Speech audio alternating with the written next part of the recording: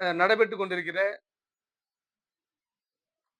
தவக ஆட்சியில விஜய் அவர்கள் வந்து சிறப்பான முறையில ஆட்சி புரியணும்னு சொல்லி, ஆட்சி அமைக்கணும். நம்மள நம்பி வாக்களிச்சவங்களுக்கு நாம உண்மையா இருக்கணும். இந்த மக்களுக்கு அப்படின்னு நினைச்சு ஆட்சிய வந்து நடத்தணும்னு நினைக்காரு. ஆனா, அவருக்கு பெரும்பான்மை இல்லாத காரணத்தினால, மக்களால் புறக்கணிக்கப்பட்ட கட்சிகளை அவர்களுடைய ஆதரவோடு இன்னைக்கு வந்து ஆட்சி அமைச்சிருக்காரு.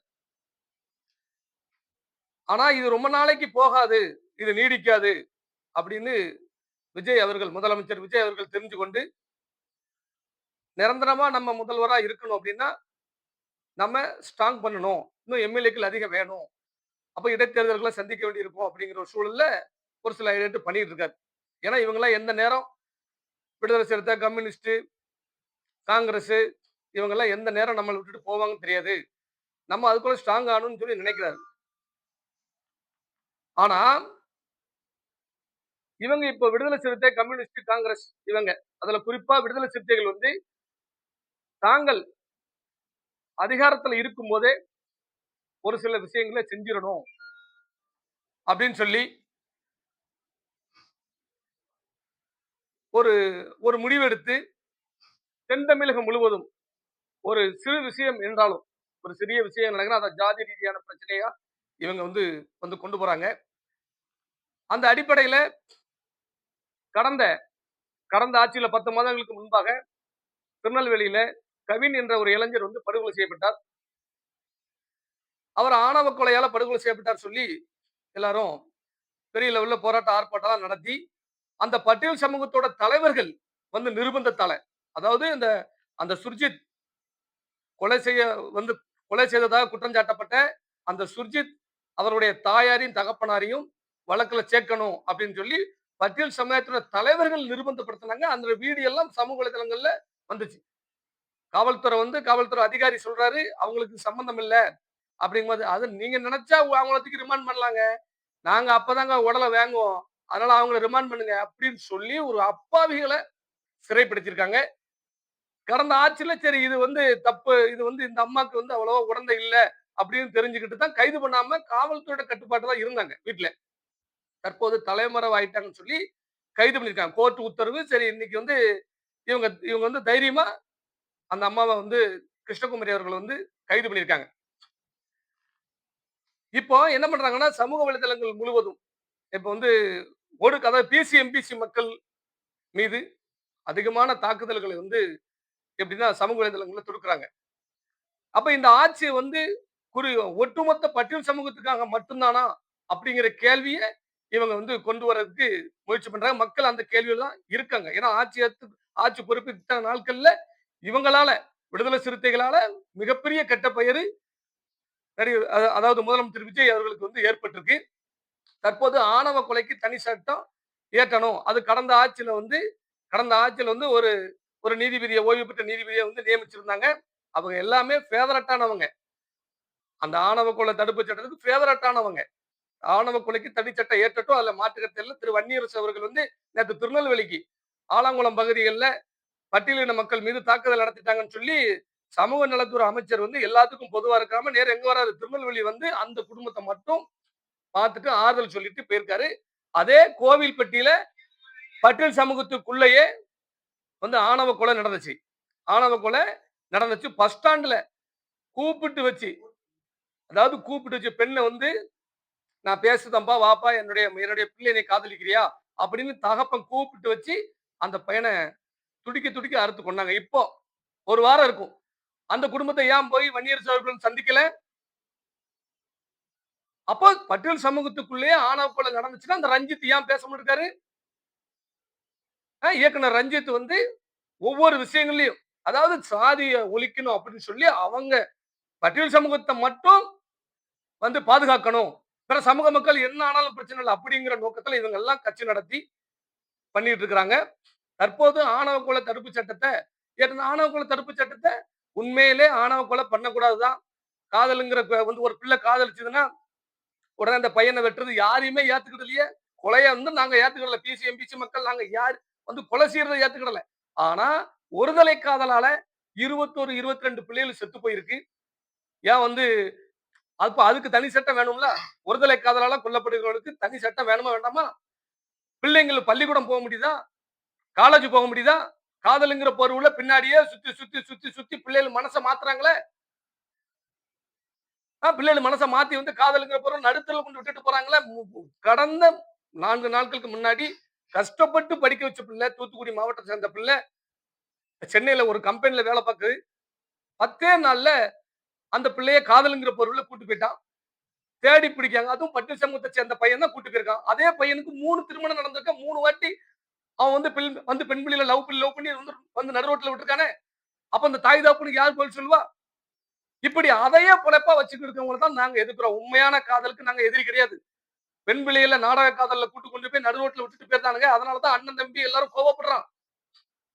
சரி இப்போ வந்து கவின் கொலைக்கு நீங்க நீதி கேட்டு போராடி அப்பாவிகள சிறைப்படுத்தியிருக்கீங்க. அவங்க அம்மா, அப்பாவும் அப்பாவிகள் நல்லா தெரியும்.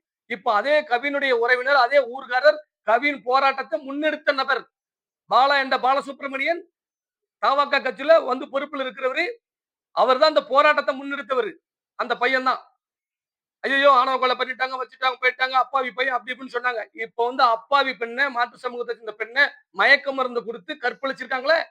இத ஏன் ரஞ்சித் பேசல? இத ஏன் வன்னியரசு அவர்கள் பேசல? இத ஏன் திருமாவளவன் பேசல? அத தான் நாங்க கேட்கிறோம். ஒரே அடியா பியூசி, எம்பிசி மக்கள் மீது தான் இவங்களுடைய தாக்குதல்கள் சமூக வலைதளங்கள்ல இருக்கு. அப்ப இப்ப கோயம்புத்தூர்ல 10 வயசு பிள்ளைய 15 நாளுக்கு முன்னக்கூட்டி கற்பழிச்சு 10 வயசு பிள்ளைய வந்து கொலை செஞ்சது யாரு? அதே பட்டியல் சமூகத்த சேர்ந்த இளைஞர் தானே. ஏன் அத ஏன் ரஞ்சித் கண்டிக்கல? ரஞ்சித் ஏன் வந்து பேசல?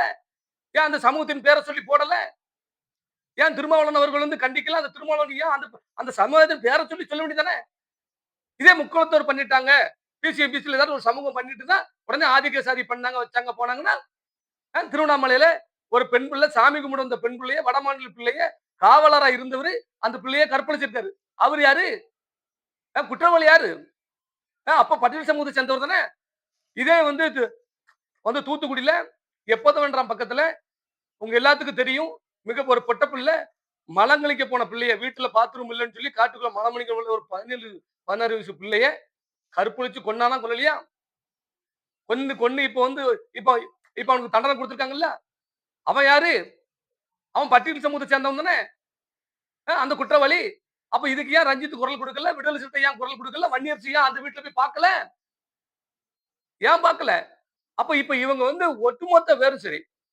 இப்ப எங்களுடைய கோரிக்கை என்னன்னா, எப்படி கவின் கொலைக்கு வந்து அவ அப்பா, அம்மா காரணம்னு சொல்லி வந்து நிர்பந்தப்படுத்தி கைது பண்ணாங்கல்ல. எந்த குற்றம் அதாவது எப்படின்னா குற்றத்துல ஈடுபடாதவங்கள கைது பண்ணாங்கல்ல. அப்ப இத்தன கொலைகளுக்கு காரணமானவர்களுடைய தாய், தந்தை ஏன் கைது பண்ணல? இப்போ ஒரு பெண் பிள்ளைய மயக்க மருந்து வந்து கொடுத்து, இப்ப வந்து இப்ப வந்து கற்பழிச்சிருக்காங்க. கைது பண்ணியிருக்காங்கல்ல. அப்ப அந்த பையனோட பாலசுப்ரமணியம் அம்மாவ ஏன் கைது பண்ணல? அவங்க அம்மாவ கைது பண்ணணும் தமிழ்நாடு அரசு. அவங்க அம்மாவ தமிழ்நாடு காவல்துறை வந்து விசாரணை பண்ணி கைது செய்யணும். அது எப்படி பெத்த பிள்ளை செய்யற தப்பு எப்படி தாய்க்கு தெரியாம இருக்கும்? தாய்க்கு எப்படி தெரியாம இருக்கும்? அப்ப ஒருதல் பட்சமா எதுக்கு வந்து வந்து செயல்படணும்? அதனால தான் நாங்க சொல்றோம். ஏன்னா அவங்கள கைது பண்ண சொல்லி நாங்க வந்து போராட்டம் நடத்துவோம். அதுல மாற்றுக்கருத்து ஏன்னா ஒரு பெண் பிள்ளைய போட்டு வேலை வாங்கி தரேன்னு சொல்லி மோசடி பண்ணி வந்து அத கற்பழிச்சிருக்காங்கன்னா தாய்க்கு தெரியாம இருக்காது. அப்ப அந்த தாயையும் சேர்த்து கைது பண்ணணும். அந்த பாதிக்கப்பட்ட பெண்ணையும் விரைவில் நாங்க போய் சந்திப்போம். இப்படி தமிழ்நாடு முழுவதும் நான் லிஸ்ட் எடுத்தேன்னு வைங்களேன், தமிழ்நாடு முழுவதும் காதலிக்கல, நான் காதலிக்க மாட்டேன். எங்க அப்பா, அம்மா தான் எனக்கு முக்கியம். எனக்கு படிப்பு முக்கியம்னு சொன்ன பிள்ளை அத்தன பிள்ளையும் தீ வச்சு கொளுத்தி கொன்றுக்கானுங்க. எத்தனையோ வன்னீர் பிள்ளைய கொன்றுக்கானுங்க. கவுண்டர் பிள்ளைய கொன்றுக்கானுங்க. அப்ப இதெல்லாம் நான் அப்படி லிஸ்ட் எடுத்தேன்னு வைங்களேன், இப்படி குற்றத்த எடுத்தோம்னா யாரு அதிகமான முறையில தமிழ்நாட்டுல தப்பு பண்ணுதான்னு சொல்லிட்டு வரும். ஆத்திரப்பட்டு, அவசரப்பட்டு தண்ணிய போட்டு தென் மாவட்டத்துல கஞ்சா போதையில யாராவது ஒரு சில பேர் வந்து தப்பு பண்ணுவான். அப்ப அந்த சமூகத்தின் மீது வந்து வந்து குற்றம் சாட்டலாமா? அப்படி சாட்டுனா இன்னைக்கு நடக்கக்கூடிய அத்தன நிகழ்வுலயும் பட்டியல் சமூகத்தை சேர்ந்த இளைஞர்கள் இருக்காங்க.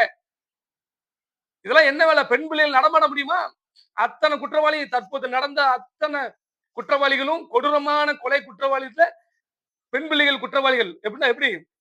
பெண் பிள்ளைகள கொன்னதுல பெண் பிள்ளைகள கொன்னதுல குற்றவாளிகள் அத்தனையும் பட்டியல் சமூகத்தை சேர்ந்த வந்து இளைஞர்கள். அப்ப நாங்க டெய்லி போடட்டுமா? இத பட்டியல் சமூகத்தை சேர்ந்தவங்க பண்ணிட்டாங்க, வச்சுட்டாங்க, போயிட்டாங்கன்னு. இதெல்லாம் எவ்வளவு வந்து பெண் பிள்ளைகள் நடமாட முடியுதா? அப்ப யாரோ ஒருவர் தண்ணிய போட்டுட்டு ஒருத்தன் வந்து கஞ்சா போதையில பண்ணிட்டான்னா, ஒட்டுமொத்த சமூகத்தையும் குற்றவாளி, மீண்டும் குற்ற பரம்பரை வந்து சட்டத்த வந்து கொண்டு வரணும். முக்குளத்தோர் 2 ஆளு இதத்தான் பண்றான். எதுக்கு எடுத்தாலும் அருவா எடுக்குறான், கத்தி எடுக்குறான் அப்படின்னு. நாங்க தான் கண்டிக்கமே. அருவா, கத்தி எடுக்காதன்னு சொல்லி தான் ஊர் ஊரா போய் பேசுறோம். மது அருந்தாதன்னு வந் வந்து பேசுறோம். எங்களுடைய பேச்சுக்கள பார்க்கத்தானே செய்றீங்க. அப்ப நாங்க நாங்க பேசுறோம். அதான் எங்க சமூகத்திற்கு நாங்க குரல் குடுத்துட்டா, உடனே நான் குற்றவாளியா? எஸ்.சி. ராஜாவ கைது பண்ணுங்க. எஸ்.சி. ராஜாவ கைது பண்ணுங்க. எஸ்.சி. ராஜா தான் காரணம். நான் ஊர் ஊரா உங்கள போய் வந்து அடுத்தவன் முன்ன கெட்டு, அடுத்தவன் முன்ன தூக்கிட்டு வான்னு சொல்லி மேடையில பேசலையே. சரக்கு மிடுக்கு இருக்கு. நமக்கு மட்டும் தான் சரக்கு இருக்கு, மிடுக்கு இருக்கு. அவனுக்குலாம் சரக்கு இல்லன்னு சொல்லி நான் பேசலையே.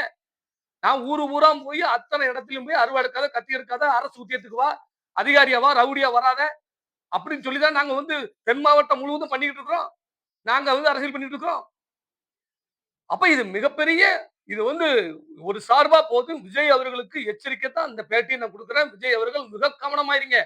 இவங்க அதிமுகவை எப்படி ஓச்சு கட்டுனாங்களோ கூட்டணியில இருந்து, திமுகவை எப்படி ஒழிச்சு கட்டுனாங்களோ கூட்டணியில இருந்து, அதே மாதிரி இப்ப விஜய் அவர்கள ஒழிச்சு கட்டுறதுக்கு தான் இவங்க கூட்டணி அமைச்சிருக்காங்க. புரியுதா உங்களுக்கு? இத வந்து விஜய் அவர்கள் புரிஞ்சுக்கிடணும். இவர்கள் மக்களால புறக்கணிக்கப்பட்டவர்கள். மக்கள் வேண்டான்னு சொல்லி தானே இவங்களுக்கு ஓட்டு போடல. இவங்களுக்கு ஓட்டு போடாம விட்டது எதுக்கு போட்டாங்க? இவங்க வேண்டாம் அப்படின்னு தான் ஓட்டு. அவர்களுக்கு வேற வழி இல்ல. இன்னைக்கு சூழ்நிலை அவர் வந்து அவசர அவசரமா இன்னைக்கு வந்து அவர் ஆட்சி நடத்தணும். அப்ப இவருடைய பேச்ச முதலமைச்சர் கேட்கக்கூடாது. இவர்களால தென் மாவட்டங்கள்ல சட்ட ஒழுங்கு பிரச்சனை கண்டிப்பான முறையில் ஏற்படும். பல கொலைகள் நடந்திருக்கு. அதை எதிர்க்குமே விடுதலை சிறுத்தைகள் தலைவருக்கு வந்து அதாவது எப்படின்னா திருமாவளவன் அவர்களோ, வன்னியரசு அவர்களோ, வந்து ரஞ்சித் அவர்களோ இதுவரைக்கும் குரல் கொடுக்கல. அந்த பட்டியல் சமூகத்துக்கு ஏதாவது ஒரு தாக்குதல் நடந்தா மட்டும் தான் இவங்க. அப்ப சாதி கட்சி யார் வச்சு நடத்துறா? சாதி கட்சி வச்சு நடத்துறது இவங்க தான் நடத்துறாங்க அப்போ. இத வந்து நாங்க வந்து எப்படின்னா இந்த போக்க வந்து தமிழக உளவுத்துறை மிக கவனமாக கையாளணும். இங்க அதிகாரிகள் யாரும் நிம்மதியா பணி செய்ய முடியாத சூழல் உருவாகும். அந்தந்த இடத்துல எல்லா இடத்துலயும் ரோட்ல, சாலையில பாலம் கட்டி துறக்கல விருதுநகர்ல. அத போய் ஓப்பன் பண்ண இடத்துல நாங்க போய் சோறு விளம்பரம் பண்ணுவோம். நாங்க அப்படித்தான் பண்ணுவோம். அப்படி இப்படி நீங்க அந்த வீடியோ எல்லாம் பார்த்திருப்பீங்க. அத தட்டி கேட்டா ஒரு அதிகாரி மேல பீசர் கேஸ் போடுவாங்க. அப்ப எஸ்சி சட்டம் அந்த மக்கள பாதுகாக்க வந்துச்சு. அப்ப இப்படி பிற சமூக மக்கள வந்து தொந்தரவுப்படுத்துறதுக்கும் பிற சமூக மக்கள் மீது பொய் வழக்கு போடாம வந்துச்சு. இதெல்லாம் மிகப்பெரிய ஒரு தவறு நடக்கு. முதல்வர் வந்து இத சிந்திச்சு நீங்க செயல்படணும். இவர்களுடைய தயவுல நீங்க ஆட்சி நடத்துறீங்கிற பேரு வந்து போர்வையில இவங்க தென் தமிழகம் முழுவதும் சாதிய தீய பத்த வைக்கிறது தான் இவங்க வந்து அலைஞ்சிட்டு இருக்காங்களே. 1008 பிரச்சனை இருக்கு. ஆனா வன்னியரசு அவர்கள் வாயில வர்றது என்ன வருது பத்தீங்களா? ஆணவ கொலைக்கு தனி சட்டம் இருந்தா. அப்ப தான் கொண்ட கொள்கையில ஒரு சட்டத்த போட்டு அந்த பிசி, எம்பிசி மக்கள முடக்கணும் அப்படிங்கிற ஒரு காரணம் தான். வேற எங்களுக்கு ஒரு பிரச்சனை இல்ல. ஆணவ கொலைக்கு சட்டம் வேணும். அதே மாரி ஒருதலை காதலால வந்து கொலை செய்யப்படக்கூடிய குழந்தைகளுக்கு அந்த பிள்ளைகளுக்கு ₹1,00,00,000 பணம் குடுக்கணும். அரசு உத்தியோகம் குடுக்கணும். இப்படி வந்து அதாவது பட்டியல் சமூகத்துல யாராவது ஒருத்தர் இறந்தா உடனே அரசு உத்தியோகம் குடுக்கிறது எல்லாம் செய்றீல்ல. அத மாரி பிசி, எம்பிசி மக்கள் குடுக்கணும் தான்ங்கறேன். பொதுவா செய்யுங்கங்கறேன். நீங்க பொதுவா பண்ணுங்க. எல்லாத்துக்கும் உசுரு எல்லாத்துக்கும் உசுரு தான். அங்க ஒரு உசுரு, இங்க ஒரு உசுருலாம் கிடையாது. உசுரு எல்லாத்துக்கும் உசுரு தான். உசுரு போச்சுன்னா கொலைன்னா எல்லாம் கொலை தான். அப்ப இவங்க பண்ணது மட்டும் கொலை இல்ல. ட்ரெயின்ல தள்ளி விட்டு கொன்னாங்க. அவங்க வெளிய வந்துட்டாங்க. அந்த குடும்பத்துக்கு தான் அரசு உத்தியோகம் குடுத்தீங்களா? அப்படி குடுக்க மாட்டீங்களா? அதனால தான் எங்களுக்கு வந்து மிகவும் எப்படின்னா கருத்து வேறுபாடு இதுல இருந்து உருவாகுது. அதனால தயவு செய்து இந்த இந்த பெண் பிள்ளைய அதாவது எப்படின்னா வந்து திருநெல்வேலி நம்ம தூத்துக்குடி மாவட்டம் ஆரம்பகுளத்தைச் சேர்ந்த பாலசுப்ரமணியன் அவரோட சேர்ந்த கூட்டாளி இந்த 2 பேரும் மாற்று சமூகத்தைச் சேர்ந்த ஒரு பெண்ணை ஏமாத்தி வந்து வந்து கற்பழிச்சிருக்காங்க. தற்போது காவல்துறை கைது பண்ணியிருக்கு. கட்சி விட்டு அவரும் நீக்கிட்டாரு. ஆனா தாய்க்கு தெரியாம இருக்காது. அதனால பாலசுப்ரமணியன் தாயை வந்து இந்த விஷயத்துல வந்து கைது பண்ணணும் அப்படின்னு சொல்லி தமிழக அரசுக்கு ஒரு கோரிக்கையா எங்களுடைய பசுமன் மக்கள் தேசம் பிஎம்டி சார்பாக ஒரு கோரிக்கையா நாங்க வைக்கிறோம். உண்மையிலே சொல்றேன். அதாவது உண்மையான மக்கள், பாதிக்கப்பட்ட மக்கள் சாதிய சொல்லி எவனாவது ஒருத்தன் திட்டுனா, பேசினாம்னா அவன 200% இப்பல்லாம் வந்து யாரும் மனிதன் எவனுமே தாழ்ந்தவன் கிடையாது. அப்படி ஒருத்தன் ஏற்றத்தாழ்வு நினைக்கிறான். அவன் மீது அந்த வழக்கு வந்து பதிவுலாம் மாற்றுக்கறதே இல்ல. எஸ்சி, எஸ்டி சட்டத்துல சட்ட திருத்தம் கொண்டு வரணும். ஏன்னா எஸ்சி, எஸ்டி ஆணையமே அங்க குடுத்துட்டு 95% பொய் தான் அப்படின்னு வந்து பொய் வழக்கு தான் சொல்லி குடுத்துருக்கு. தமிழ்நாட்டுல எஸ்சி, எஸ்டி வழக்குல எந்த வழக்குல தண்டனை வாங்கி குடுத்துருக்காங்க? அப்ப அவங்களுக்கான அந்த அந்த எஸ்சி, எஸ்டி சட்டம் பதிவு பண்ண உடனே அந்த புகார்தாரருக்கு ஒரு அமௌண்ட் போயிருது. அங்க கேஸ் விடுதலை ஆயிருது. அந்த அமௌண்ட்ட யார் வாங்குவா? ஒருவர் வந்து தென் மாவட்டங்கள்ல அந்த சமூகத்துல பட்டியல் சமூகத்துல ஒருத்தர் ரவுடியா வராரு. அவர் ஒரு 4 பேரை கொலை செய்தாரு, 5 பேரை கொலை செய்தாரு, 6 பேரை கொலை செய்தாரு. அப்ப அந்த வீட்டுல இருக்கக்கூடியவன் என்ன பண்ணியிருந்தான்? அதுக்கு பதிலடியா ஒருத்தன் என்ன பண்ணியிருந்தான்? எங்க அண்ணன கொன்னுட்டானா, தம்பிய கொன்னுட்டான்னு சொல்லி திருப்பி வந்து பண்ணும்பொழுது, அவர்களுக்கு என்ன என்ன என்ன ஆயிருது? அவங்களுக்கு மட்டும் அதாவது 8,00,000 6,00,000 சொல்லி அந்த அந்த நிதி போயிருது. இதெல்லாம் ஏன் ஏன் பண்ணணும்ங்கிறேன். ஏன் வந்து கட் பண்ணிட வேண்டியது தானே. அப்பாவி ஒரு பட்டியல வந்து சேர்ந்த ஒரு நபர் இறந்து போயிட்டாருன்னா, அவருக்கு அது குடுக்கலாம். அ ஏற்கனவே கொலை செய்த குற்றவாளிகளுக்கு 4, 5 உசுர எடுத்தவங்களுக்கு அவங்க இறந்து போனாலும் அவங்களுக்கு 6,00,000 7,00,000 சொல்லி நீங்க பணம் குடுத்து ஊக்குவிக்கங்கிறேன். ஏன் அத வச்சு எத்தனையோ குழந்தை பிசி மக்கள் எத்தன பிள்ளைகள் வந்து இன்னைக்கு படிக்க முடியாம இருக்கு குழந்தைகளுக்கு. அதுக்கு குடுக்க வேண்டியது தானே. இத விஜய் அவர்கள் வந்து எஸ்சி சட்டத்துல மிகப்பெரிய திருத்தம் கொண்டு வரதுக்கு மத்திய அரச இவர் வந்து அழுத்தம் குடுக்கணும் அப்படின்னு எங்களுடைய கோரிக்கைய நீண்ட நாட்களாக இதற்காக நாங்க வந்து போராடிட்டு வரோம். இந்த சட்டத்தை எப்படியாவது ரத்து பண்ணணும், அதுல திருத்தம் கொண்டு வரணும்னு சொல்லி நீண்ட நாட்களாக நாங்க போராடிட்டு வர்றோம். அசாம் மாநிலத்தில் வந்து எஸ்சி ஆக்ட் நீக்கப்படுதுங்கிற தகவலே இல்லையே. அதுதானே இப்ப பிரச்சனையே. பொது சிவில் சட்டம் என்பது வந்து இப்ப இஸ்லாமிய மக்கள் இருக்காங்கன்னா, இஸ்லாமியர் இப்ப வந்து அந்த தலாக் முறை இந்த மாதிரி விவகாரத்துக்கு தான் அந்த பொது சிவில் சட்டம் வந்து எல்லாத்துக்கும் பொது அப்படின்னு சொல்லி தான் எப்படி சட்டம் வந்து இந்து, கிறிஸ்டின், முஸ்லீம் இவங்க எல்லாத்துக்கும் ஒரே சட்டம் அப்படிங்கிற மாதிரி தான் பொது சிவில் சட்டத்துல இருக்கு. எஸ்சி சட்டத்தை அதுல வந்து எதுவுமே கொண்டு வரல.